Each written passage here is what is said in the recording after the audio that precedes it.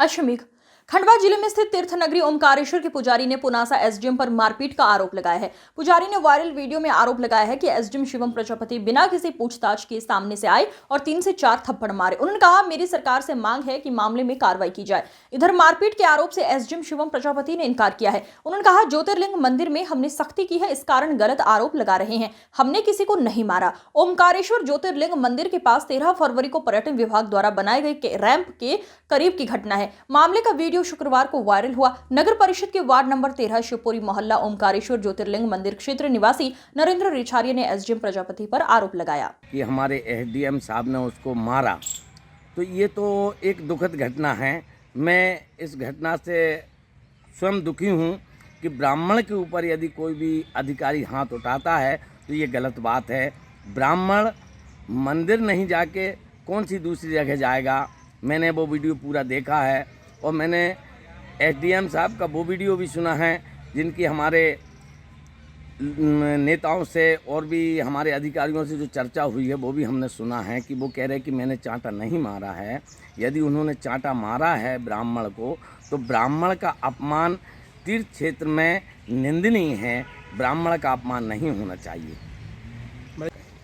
देखिए, कमल किशोर जी नागर जो हैं बहुत बड़े कथावाचक हैं, पूरे हिंदुस्तान में उनका नाम है और उनकी गाड़ी रोकने के और भी तरीके हो सकते हैं, लेकिन ये बड़ा शर्म का विषय है कि हमारे अधिकारी उनकी गाड़ी को पंचर कर देते हैं। तो हमें तो इस बात का बहुत दुख है और खेद है कि ऐसे महान संतों के साथ ऐसी अभद्रता हो रही है। क्या करती है? क्यों नहीं? हमारी जो सरकार है वो हिंदुओं की सरकार है, धर्म की सरकार है, धर्म को मानने वालों की सरकार है। लेकिन हमारे जो ऊपर अधिकारी बैठे हैं उनको ये बात समझना चाहिए कि धर्मो रक्षति रक्षतः। हम धर्म की रक्षा करेंगे तो धर्म हमारी रक्षा करेगा। लेकिन जब हमें इस टाइप की जो कृत्य करेंगे जो निंदनीय हैं वो निंदनीय हैं, उनको इस बात पर विचार करना चाहिए। यदि मैं ये कह धर्म का विषय जब आएगा तो धर्म के विषय में साधु और ब्राह्मणों को धर्म से विशेष रूप से जोड़ा जाए, उनका सम्मान किया जाए, उनका आदर किया जाए, उनका निरादर नहीं किया जाए। हमारे बीच वृंदावन से पधारे कथावाचक श्री चंदन कृष्ण शास्त्री जी भी हैं। महाराज जी, ओंकारेश्वर में जो गतिविधियां चल रही हैं उसके ऊपर क्या कहेंगे आप? जय श्री राम। जैसा कि बहुत सारे लोगों के द्वारा ये पता चला कि ओंकारेश्वर में किसी उच्च अधिकारी के द्वारा किसी ब्राह्मण बंधु के ऊपर हाथ छोड़ा गया या उनका अपमान किया गया, तो यदि ये सत्य है तो ये सरासर गलत है। इसकी जितनी निंदा की जाए वो कम है, क्योंकि जिस ब्राह्मण, जिन संत, जिन गौ की रक्षा के लिए भगवान इस धराधाम पे उतरते हैं, यदि आज उनके मान प्रतिष्ठा का कोई हनन करे, भाई संसार में कोई भी व्यक्ति है उसका एक आत्मसम्मान है, वो भी स्वाभिमान उसके साथ भी है।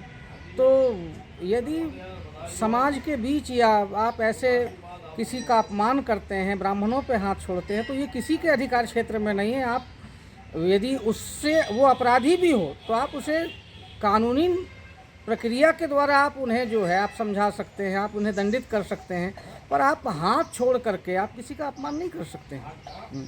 और इसकी मैं कड़े शब्दों में निंदा करता हूँ। ऐसा नहीं होना चाहिए।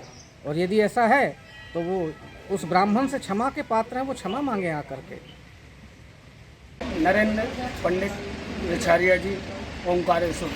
मेरे को 25 साल ओंकारेश्वर में हो चुकी है और मेरा ओंकारेश्वर ज्योतिर्लिंग पर लालन पालन बच्चे लोग अपने पेट पालन कर रहे हैं और शिवम प्रजापति जी वहाँ से सीधा आए। मैं यहाँ चाय की दुकान पे चाय पी रहा था, शांति से बैठा था। उनने आया 4-5 लप्पड़ मेरे लिए मार दिए। मैंने कुछ बोला नहीं, मेरे को भयभीत कर दिया। 13 तारीख दोपहर 2:35 पर इन्होंने हमको मारा है। 4-5 लप्पड़। कोई से भी कर्मचारी मेरे लिए कोई भी न्याय देने के लिए नहीं था। न्याय किसी ने मेरे साथ, किसी ने वो नहीं कहा कि मेरे, फिर गांव वालों ने बोला कि मैं उसको न्याय दिलाऊंगा, मैं तेरे साथ हूँ। गांव वाले सब, मैं तेरे साथ में हूँ, तुम वहाँ आगे। मैं डर रहा था, इसलिए सरकार से गुजारिश है कि इसका न्याय दिया जाए या दंड दिया जाए या कुछ भी किया जाए, मेरे ही अगर गलती पाई जाए तो उसका दंड मेरे को दिया जाए, ऐसा है। तो इस जोड़ पे निवेदन करके कि मेरे को न्याय दो, इसको भी कुछ सजा दी जाए। हैं? ठीक है, जय ओंकार।